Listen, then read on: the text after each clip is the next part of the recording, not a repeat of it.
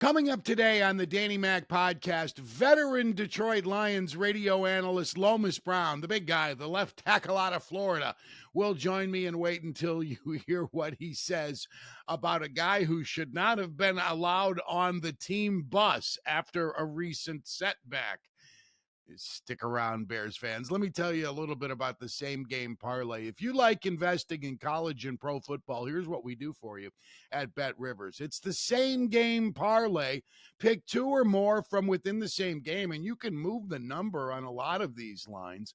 And if you hit, you earn squares that are worth bonus bets, profit boosts, and jackpots of up to $10,000. It's the same game parlay, and it's at Bet Rivers.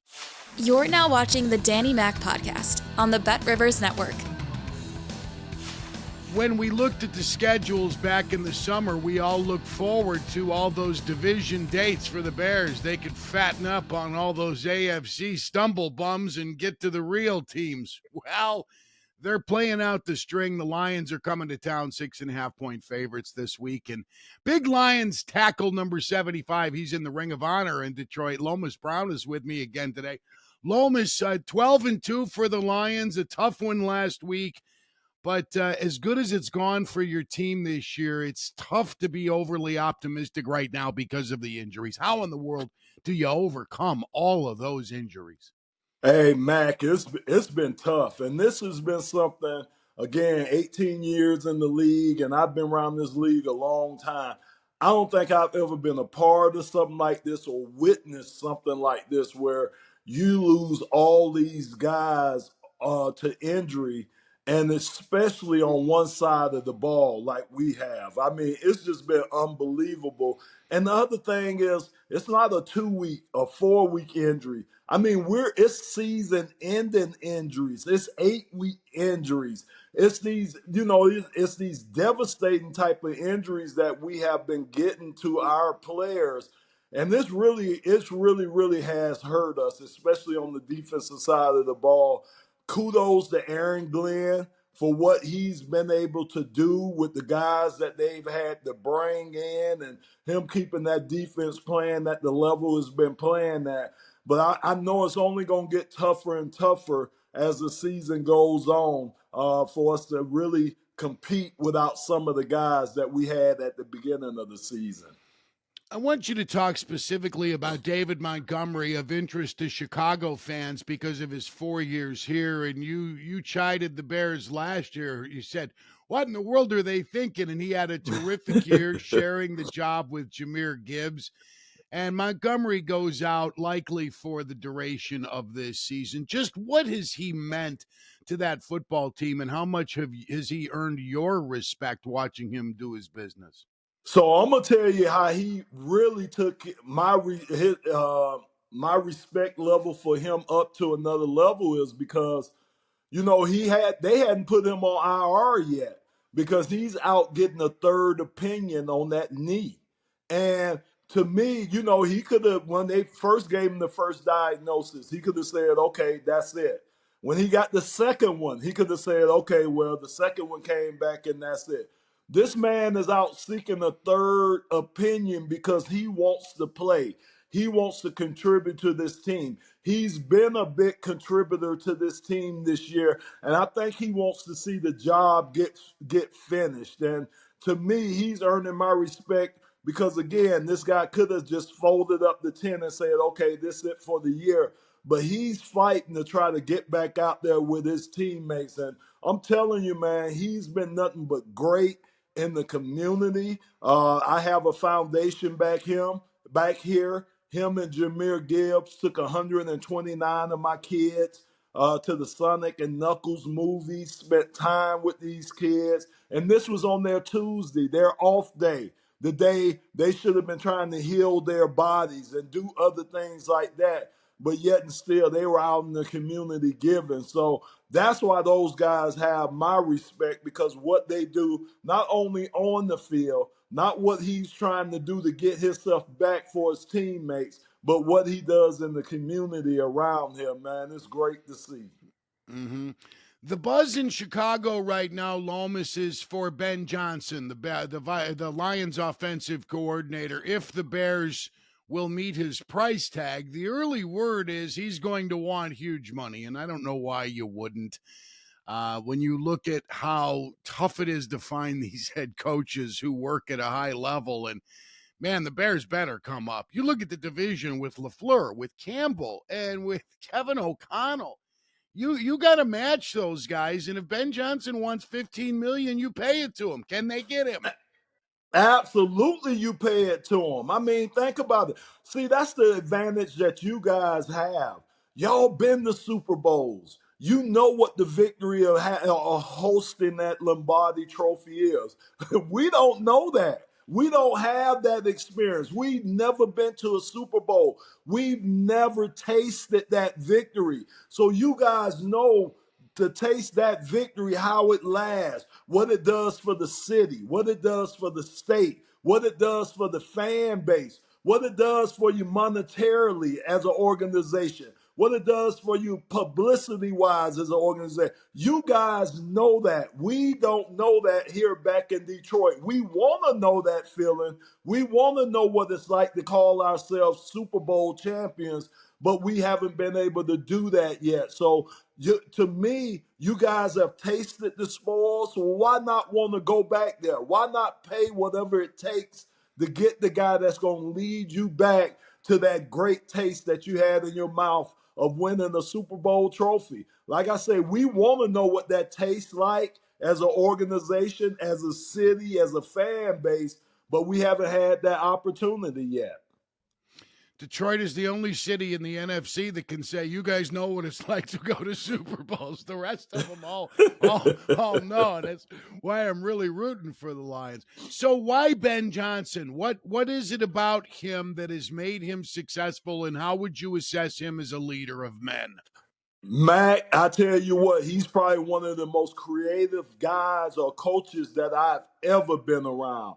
Man, you look at some of the plays that we run, and you look at the schematic part of these plays, how everybody has to be synchronized and do their parts, and how everybody part seems to be so different. It's just unbelievable, man, some of the little intricacies in a play that he'll have. Ghost motion, just to draw the eyes one way. Tight ends in motion. Wham blocks. Of course, we love using our offensive linemen as offensive weapons. They throw the ball. They catch the ball. They run the ball. He lines them up. Panay Sewell, I seen him lined up at the wide position, meaning he was all the way split out to the sidelines like a wide receiver. It's just unbelievable what Ben Johnson will do, who he would utilize in his offensive schemes. And I'm telling you, that has to be fun to think about that as a Chicago Bear fan base. If you get a guy like that, the creativity he'll be able to bring to your offense, to Caleb Williams, to DeAndre Swift, just to some of those weapons on Roma Duze, DJ Moore. You guys have some weapons over there, but again, you need the right person to kind of put that together, scheme it out, and make it fun. Make it a lot of fun for the fans. That is so much of a luxury when you have your offensive line is so good you can play one of your best offensive linemen as a Y. When you can get creative like that. See, the Bears have tried to do a few things this year, big guy. They tried Doug Kramer in the fullback position, and he fumbled on a 4th and goal at the 2 earlier in the year. And the other day against the Vikings, he failed to report eligible, lining up at the fullback position. It's just, we got to get him playing the line first. And that's a Bear problem for so many years. I mean, since you walked away from the game, really, the Bears have struggled to have an offensive line, haven't they really have. I mean, I was just with you guys, the great Jimbo Covert. I was with Jimbo probably about 3 or 4 months ago, and we were talking about that. And I just reflect back to that line that you guys had in 85 in the 80s with him and the center, Olin, some of the centers you had, the guards you had. you guys had a nice offensive line back then. And like you say, it's been a struggle to get it back to the way it's been. I just think it's something that you really have to concentrate on. I think it's something that you have to build because everything that's your foundation. Everything starts with your O and your D line, and then you build upon that. And when you get that right, you'll see. It's just like that's how it is for us in Detroit. We could do almost anything with Jarrett back there because he's going to have the time to be able to do mostly more of the things that he wants to do. Jameer, David, they're going to have the holes that they want to run through because of the O-line. So I agree 110% with you. Until you get that foundation piece right, it's going to be hard to build upon that foundation. And the foundation is your O and D lines. Yeah, it's man, and the North is so good too. It's really kind of fun to watch it because you might have thought going into the year, well, everybody's chirping about everybody in this division. Maybe they go backwards a little bit, and here 2-12-2s, and the Packers are going great. The Bears are the only ones who haven't kept up their end of the bargain in this deal. But it's been fun to watch. Yeah, early they were. At one point, all four of the teams had a shot of getting in the playoffs. And of course, like you say, the Bears have fallen off a little bit, but it's unbelievable to see this race. And to be honest with you, outside of the injuries, I thought as tight as this division and this race is, it was a good thing for the Lions because we couldn't take our foot off the pedal. We got to keep pressing that pedal because, like you say, you got Minnesota right behind you. You got Philadelphia Eagles who you want to get, they're right behind you or even with you. You got Green Bay right there. So you can't afford to lose any games if you want to get that home field advantage, that number one seed. So I felt it was a good thing that everybody was good. But now with these injuries and us not being at full strength, it's hard keeping up with the rest of this division now. Yeah, I'm sure hoping Dan Campbell can pull off what Mike McCarthy did with the Packers a dozen years ago when I think they had 20 guys at one point or another go on IR. They only won 10 games, and they lost Charles Woodson in the NFC Championship game and still beat the Bears and won a Super Bowl with all those injuries. That was maybe Dan Campbell, because the country is rooting for you guys. Do the Lions know that? Are they aware of how much affection they get outside of Detroit? They do. Well, we do. We really do. It started last year in the playoff run. They were putting out graphics of the United States, and they were just showing who was supporting who.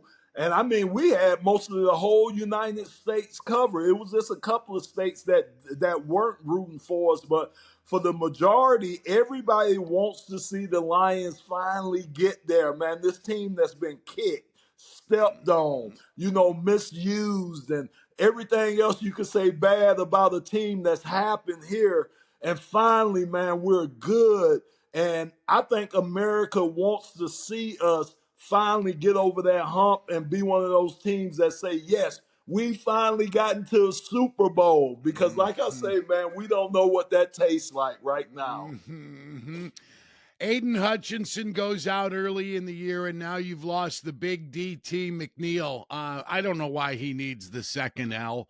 I talked to every McNeil I run into. I said, I've never been that greedy. You shouldn't be either. How do you overcome those losses? That's my huge. gosh. I know, Mac. I'm telling you, man, that's the $1 million question. I'm just hoping that I think what Aaron Glenn has been doing, we've been disguising a lot of our looks now. We're using our little guys. Jamal Adams is playing linebacker for us. Brian Branch, he spends a lot of time down in the box, meaning he spends a lot of time down there around the linebackers too, to kind of help support. Or if it's a pass, that maybe send an extra rusher at the quarterback to try to generate pressure. We've still been pretty good up until this last game. We have been pretty good against the run. teams running against us. James Cook and the big quarterback, Josh Allen, kind of gashed us last week. So we're going to have to see how these guys respond to DeAndre Swift and facing you guys. But the number one thing we have to do defensively is stop the run. If we don't stop the run defensively, then everything else is going to open up for the opposing offense. Play action pass will open up. Taking shots downfield against our defense, that's going to open up. So we have to be able to stop the run. And Aaron Glenn's going to have to get creative in the ways that we look to stop the run versus you guys on Sunday. Lomas, the last thing I want to ask you, and I'm glad my producer, Randy Merkin, reminded me about this, because so much has happened since Thanksgiving. I mean, all the turkey's been gone for a week or so now, and the Bears have had tragedies against both the 49ers and the Vikings.